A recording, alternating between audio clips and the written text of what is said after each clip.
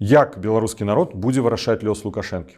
Рэферэндум, трыбунал ці беларускі суд прысяжных? Эра Лукашэнкі ў нашай краіне відавочна таксама падыходзіць да канца.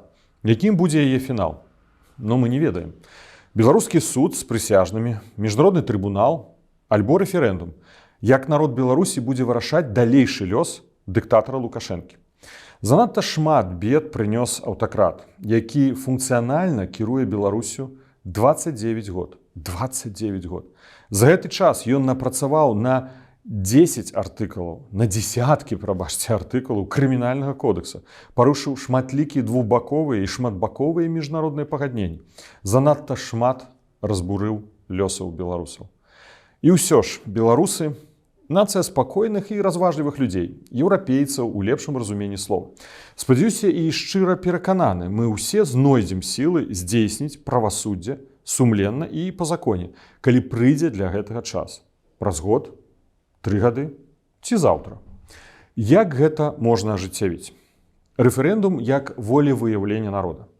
Часам беларусы згадваюць гэты варыянт як, на іх думку, найбольш справядлівы. Адзначым адразу, ён не зусім законны. Пытанне будучага лёсу дыктатара, нават калі гэта першы і, спадзяемся, апошні дыктатар у гісторыі краіны, банальна не ўваходзіць у кампетэнцыю выбарчай сістэмы ў цэлым і цэнтр выбаркама ў прыватнасці.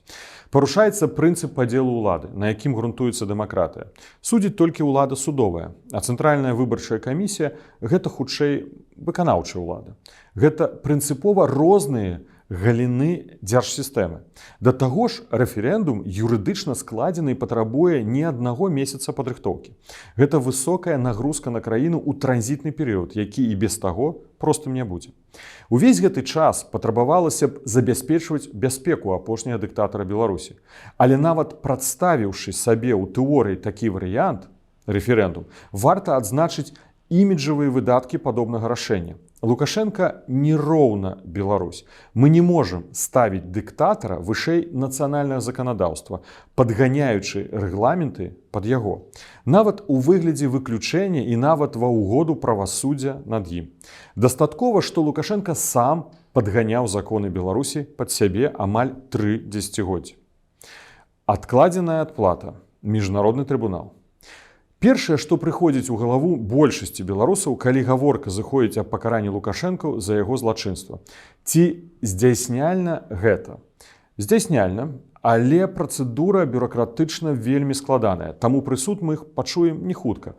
Па вопыце трыбуналаў над ваеннымі злачынцамі Югаславіі і Руанды, на рахунку якіх масавы генацыд і этнічныя чысткі, прысуд Лукашэнку могуць вынесці гадоў праз 15-20, альбо як з Мілошавічам, які не дачакаўся суду, можа здзейсніцца і такі сцэнар.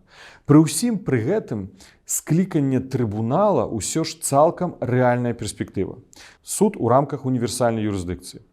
Опцыя дазваляе дэлегаваць правасуддзе над Лукашэнкам дэмакратычнай краіне з развітой судова-правовой сістэмай і вопытам разгляду спраў аб злачынствах супраць чалавечнасці, як варыянт Великабрытаніі. Прававым абгрунтаваннем такога працэсу стануць механізмы універсальнай юрысдыкцыі, у кампетэнцыі якой такія злачынствы якраз і знаходзяцца. Такія дзеянні не маюць тэрміну даўніны. Падазраванага могуць затрымаць амаль у любой краіне свету па запыце Інтэрпола або Еўрапола і аддаць суду ў любой з дзяржаў, правая сістэма якой дазваляе арганізоўваць следства і правасуддзе па механізмах універсальнай юрысдыкцыі. Гэта куды хутчэй прысуду трыбунала, але таксама досыць доўга і бюракратычна складана. Прычым заўсёды ёсць рызыка абвінавачання ў адрас краіны, якая арганізуе працэдуру, у яе палітычнай зацікаўленасці. Аднак нават да арганізацыі ўласна суда механізмы універсальнай юрысдыкцыі дазваляюць уключыць меркаванага злачынца ў афіцыйны спіс падазраваных з блакаваннем рахункаў і абвясціць у міжнародны вышук. І гэта вялікі плюс. Суд у Беларусі. Гэта, мабыць, і ёсць верагодны зыход лёсу Лукашэнкі. Суд народа, які дыктатар зрабіў сваім закладнікам. Як будзе праходзіць судовы працэс, залежыць шмат у чым ад таго, як будуць развівацца падзеі беларускай рэвалюцыі, якая паставіць крыж на кіраванне дыктатара. Мы разгледзім прававы сцэнарый, наколькі яго магчыма арганізаваць у транзітны перыяд, пачынаючы з першых дзён. Вось прыкладны алгарытм. Арышт Александра Лукашэнкі і закрыццё межаў Беларусі. Перавод лаяльных народу праваахоўнікаў на асаблівы рэжым службы. Затрыманне злачынцаў рэжыму і прад'яўленне абвінавачанняў. Арганізацыя выбараў у парламент упершыню дэмакратычных. Фарміраванне праз пераабраны парламент новага складу Верхоўнага суда. Стварэнне паралельна люстрацыйнай камісіі не як карнага органа, а як інструмента вызначэння кампетэнтных і бяспечных для новых дэмакратычных інстытутаў дзяржчыноўнікаў. Агульнанацыянальны дыялог, дэбаты і шырокае грамадскае абмеркаванне будучыні Беларусі, у тым ліку будучыні Лукашэнкі і злачынстваў беларускага рэжыму ва ўсіх інфармацыйных рэсурсах краіны. Пры гэтым знешняя адкрытасць і свабодная акрэдытацыя замежнай прэсы на ўсіх этапах транзітнага перыяду і нацыянальнага дыялогу. Арганізацыя судовага працэсу – адна з магчымых яго мадэляў. Суд прысяжных для больш шырокага грамадзянскага прадстаўніцтва і ўключэння ў працэс беларусаў, не ангажаваных парламентам або Верхоўным судом. Пры гэтым гіпатэтычны суд прысяжных, які прымае рашэнне пра лёс экс-кіраўніка, абвінавачанага як у міжнародных злачынствах, так і злачынствах супраць уласнага народа, беспрэцэдэнтная мера, таму павінна сур'ёзна абмяркоўвацца членамі парламента і юрыстамі.